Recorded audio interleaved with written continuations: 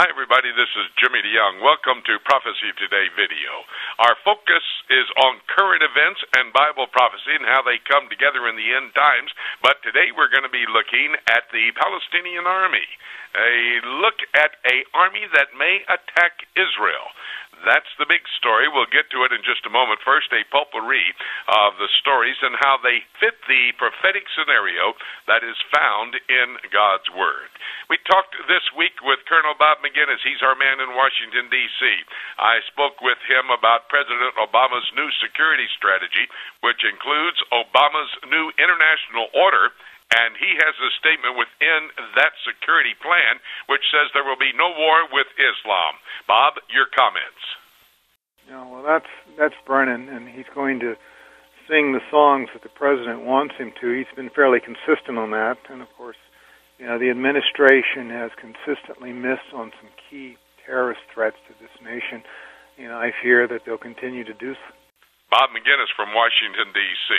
Rob Congdon, our man who covers the European Union, Dr. Congdon, talked about the struggle for power in the leadership of the European Union, setting the stage for Bible prophecy to be fulfilled. Rob, give us the information about that power struggle.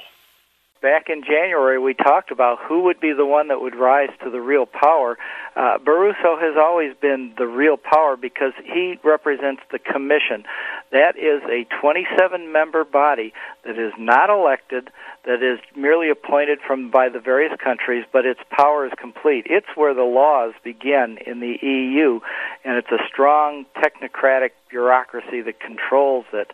Barroso represents it. I thought he'd really stay the power, but Van Rompuy kind of fits the old pattern of the original founder of the EU, Jean Monnet. He's a quiet man. You look at him, you say he doesn't look like a power, but he is really kind of laying the groundwork that Barroso and he've got to discuss who is the power, but Van Rompuy seemingly is growing in that power, and that again may create an interesting balance of power situation in the EU.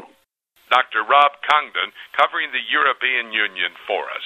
We have a new broadcast partner here on Prophecy Today video. His name is Gideon Ariel. He had some very interesting statements to tell us about the rabbis going up onto the Temple Mount. They were up there. They were praying on the Temple Mount. One rabbi actually prostrated himself on the ground, focused on the Holy of Holy areas underneath that location where the Dome of the Rock is today. And they were praying for the next temple to be erected on the Temple Mount in Jerusalem. But at the conclusion of our conversation this week, Gideon talked about Rebbe Akiva, a very interesting rabbi of days past. Gideon, relate that story to us one more time.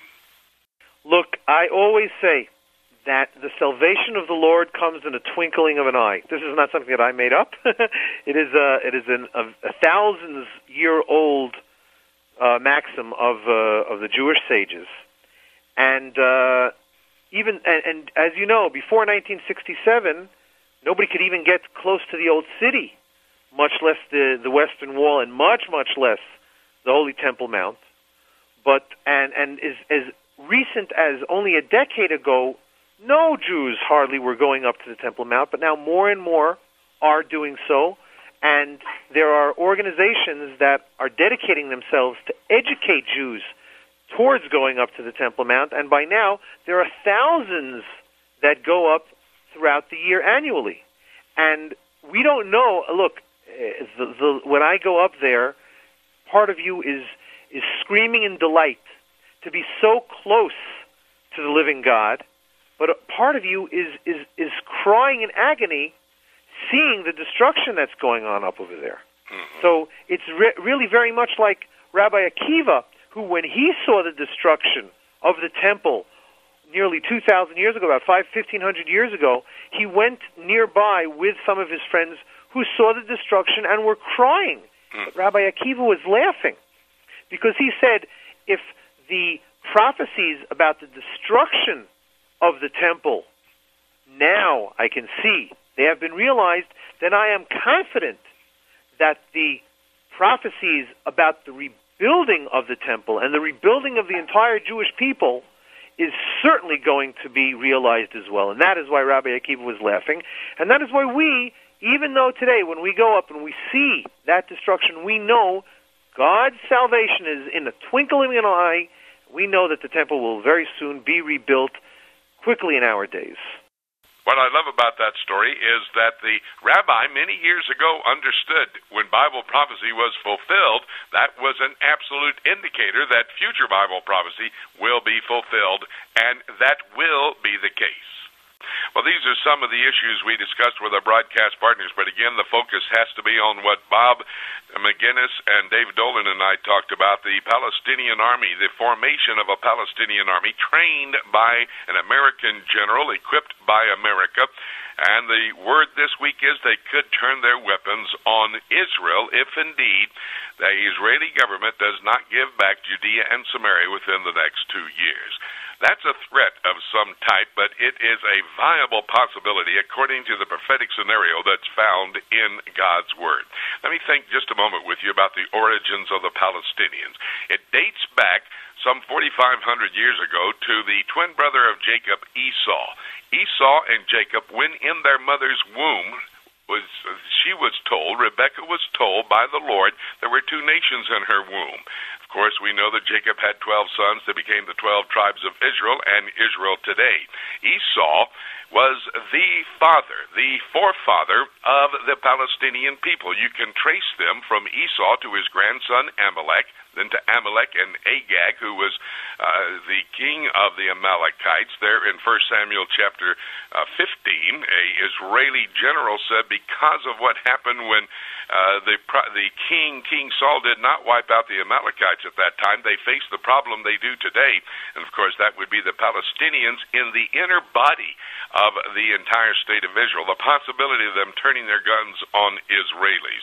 We can come all the way to Herod the Great, who was a Edomite, a Palestinian. The Palestinian people today recognize Herod the Great as one of their forefathers, and Herod's temple is their temple.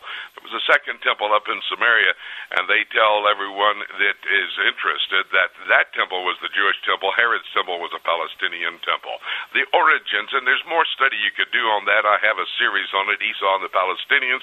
You might want to get a hold of that.